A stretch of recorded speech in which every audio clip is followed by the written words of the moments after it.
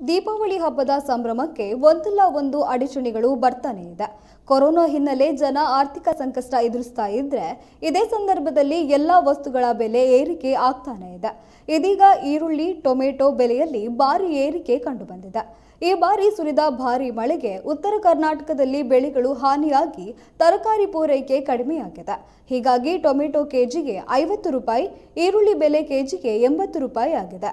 ಇದಿಷ್ಟೇ ಅಲ್ಲದೆ carrot, beans, ಆಲೂಗಡ್ಡೆ ಬೆಲೆಯಲ್ಲಿಯೂ ವಿಪರೀತ ಏರಿಕೆಯಾಗಿದೆ.